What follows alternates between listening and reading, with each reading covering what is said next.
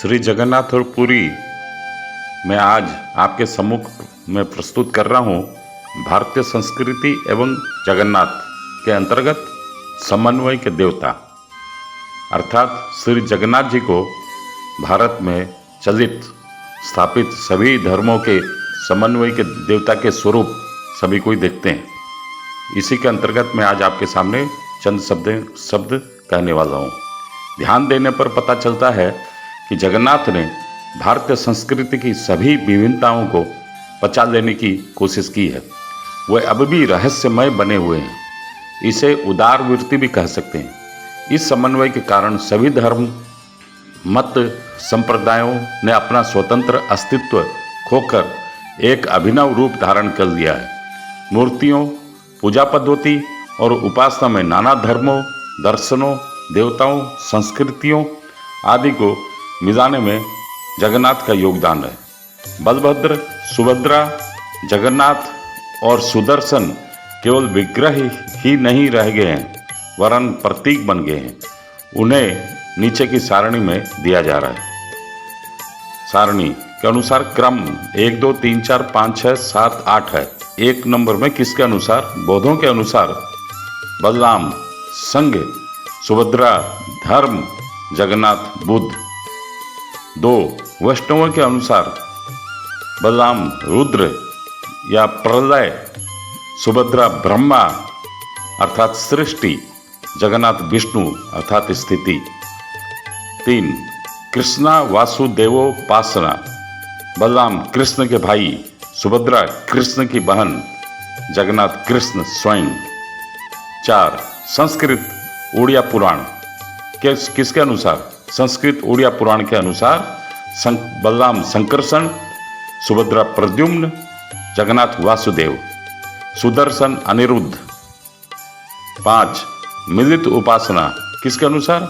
मिलित उपासना के अनुसार बलराम शिव, सुभद्रा शक्ति, जगन्नाथ विष्णु। 6 ओम किसके अनुसार? ओम या प्रणव, बलराम ऐ, सुभद्रा ऊ, जगन्नाथ मैं। 7 किसके अनुसार? गुण के आधार पर बलराम तम, सुभद्रा रज, जगन्नाथ सत्व। 8 अन्य किसके अनुसार? अन्य दृष्टियों के अनुसार बलराम विश्व के प्रतीक, सुभद्रा तेज के प्रतीक, जगन्नाथ प्रज्ञा के प्रतीक, सुदर्शन तुरीयता के प्रतीक। इस तरह ये सारणी मैंने आपके सामने रखी। नीचे हम इनकी व्याख्या कर रहे हैं। जगत के नाथ, जगन्नाथ किसी विशेष क्षेत्र या स्थान के देवता नहीं है। जगत के नाथ हैं। यहाँ उनके ही नाम से यहाँ की भूमि नामित है। जीवन धारण प्रणाली तथा धर्माचरण में अभेदता उत्कल की विशेषता है, जिसका सारा श्रेय श्री जगन्नाथ को ही है। पूजा पद्धति और उपासना, जगन्नाथ परम वैष्णव हैं, फिर भी इनकी पूजा वैदिक, तांत्रिक और वैष्णव तीनों के मिलित मंत्रों से की जाती है। ओम वैदिक, क्लिंग तांत्रिक, कृष्णाय गोपीजन, बल्लभाय वैष्णव मंत्र से वे पूजित होते हैं। स्कंद पुराण के उल्लेख से पता चलता है कि राजा इंद्रद्युम्न ने बलभद्र की पूजा पुरुष सूक्त से, सुभद्रा की पूजा देवी सूक्त से तथा जगन्नाथ की पूजा अष्टाक्षर मंत्र से की थी। अभेदवाद आदि। इसी प्रकार महाप्रसाद में अभेदवाद, नैवेद्य और पूजा से पहले लाए जाने वाले जल में भेदभाव और विग्रह निर्माण में दैताओं के हाथ होने पर भी पूजा अर्चना आदि में उनका हाथ न होने में अचिंत्य भेदाभेद देखा जा सकता है। महाप्रसाद, श्री जगन्नाथ मंदिर के महाप्रसाद ने ब्राह्मणों की जाति के अहम को समाप्त कर दिया है। विष्णु पुराण का साक्ष्य है कि नैवेद्यम जगदीश्यस्य अन्नपानादिकम च यत् भचाभच विचारस्तु नास्ति तद भक्ष्यो द्विज। जिस देश में शूद्र की छाया से ब्राह्मण अपवित्र हो जाता है, वहीं अपूर्व साहस एवं महिमा से मंडित जाति प्रथा के विरुद्ध जगन्नाथ ने जैसे विद्रोह किया है।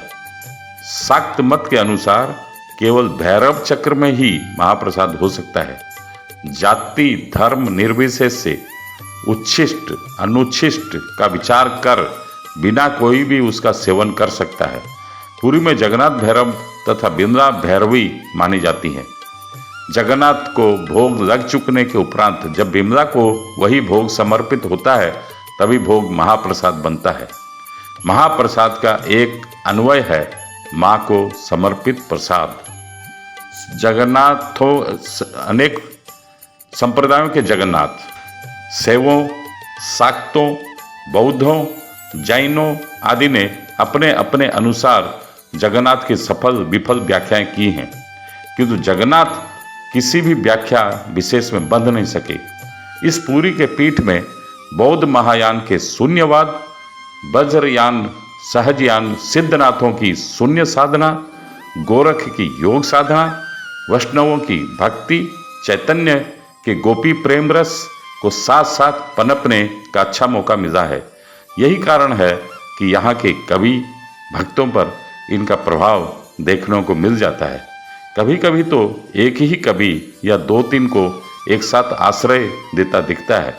यहाँ तक कि चौदार के कुजीवर मठ के महात्मा आधु सुंदरदास, जो 1700 ईस्वी से 1838 ईस्वी के बीच थे, ने जगन्नाथ धर्म के आधार पर बाइबल की व्याख्या प्रस्तुत की है।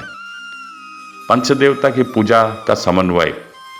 जगन्नाथ जी रथ पर वामन, ये सूर्य, कोयले बैकुंठ में विग्रह, निर्माण कला में रुद्र, दशहरे के समय, शासनी यात्राओं के समय दुर्गा, सिंहासन पर विष्णु तथा स्नान वेदी पर गणेश माने जाते हैं।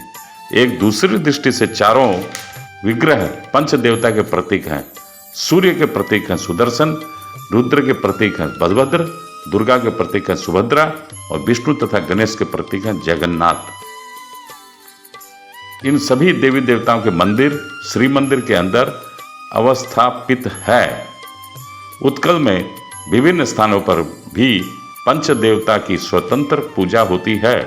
सूर्य क्षेत्र है कोणार्क, शिव क्षेत्र है भुवनेश्वर, देवी या बिरजा क्षेत्र है जाजपुर, विष्णु क्षेत्र है पुरी तथा गणेश क्षेत्र है चंडीखोल के पास महाविनायक। शैव शाक्त वैष्णव उपासना। भोग मंडप की दक्षिणी दीवार पर बाहर दीवार की ओर बनी शिवलिंग, महिषासुर मर्दिनी तथा जगन्नाथ की मूर्तियां जो एक साथ हैं, शैव शाक्त वैष्णव मिलित उपासना का भाव देती हैं। वृक्ष धर्म या सहिष्णुता का धर्म। जगन्नाथ धर्म की व्यापक उदारता को वृक्ष धर्म या सहिष्णुता का धर्म कहा जा सकता है। इसके मूल में है सावर संस्कृति।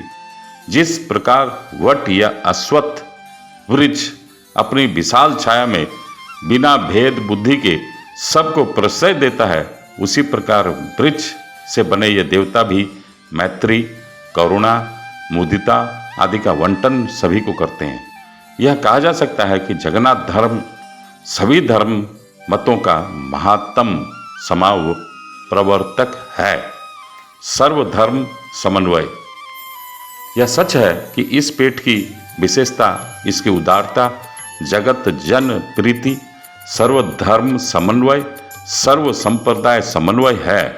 कोई भी निकृष्ट एवं अव्यावहारिक मत को इसमें स्थान नहीं दिया गया है। जहाँ बौद्धों और जैनियों के चरम संयम को इसमें स्थान नहीं मिला, वहीं तंत्र, वज्रयान या सहजयान आदि की निकृष्ट साधना पद्धति को भी नहीं।